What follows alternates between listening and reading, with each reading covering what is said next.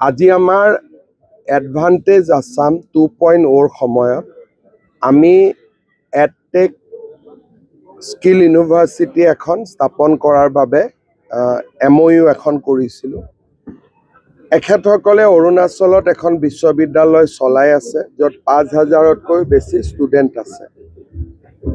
তিনিচুকীয়াত আমাৰ প্লাষ্টিক পাৰ্কৰ লগতে তেওঁলোকে 250 কোটি টকা খৰচ কৰি এখন সুন্দৰ স্কিল বিশ্ববিদ্যালয় বনাব খুজিছে।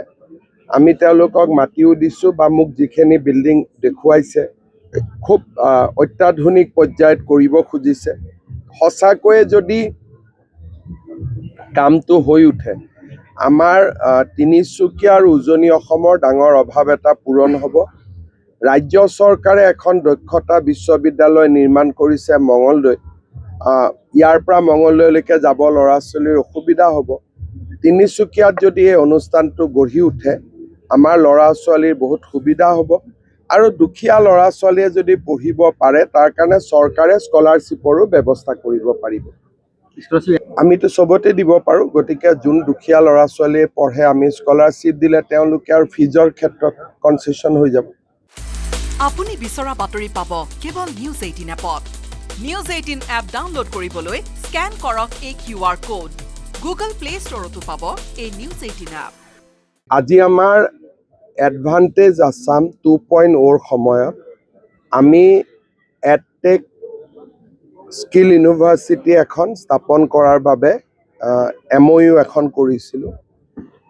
এখেতসকলে অৰুণাচলত এখন বিশ্ববিদ্যালয় চলাই আছে, য'ত 5,000তকৈ বেছি ষ্টুডেণ্ট আছে।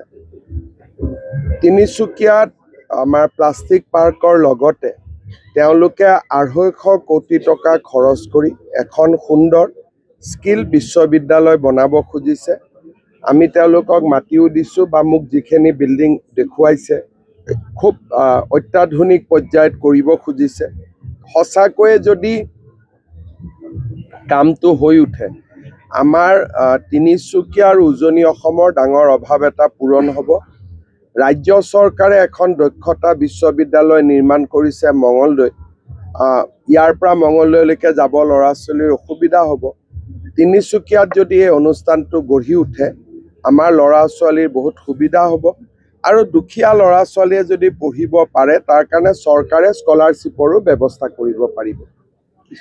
আমিতো চবতে দিব পাৰোঁ, গতিকে যোন দুখীয়া ল'ৰা ছোৱালীয়ে পঢ়ে আমি স্কলাৰশ্বিপ দিলে তেওঁলোকে আৰু ফিজৰ ক্ষেত্ৰত কনচেশ্যন হৈ যাব। আপুনি বিচৰা বাতৰি পাব কেৱল নিউজ 18 এপত। নিউজ 18 এপ ডাউনলোড কৰিবলৈ স্কেন কৰক এই QR কোড। গুগল প্লে ষ্টৰতো পাব এই নিউজ 18 এপ।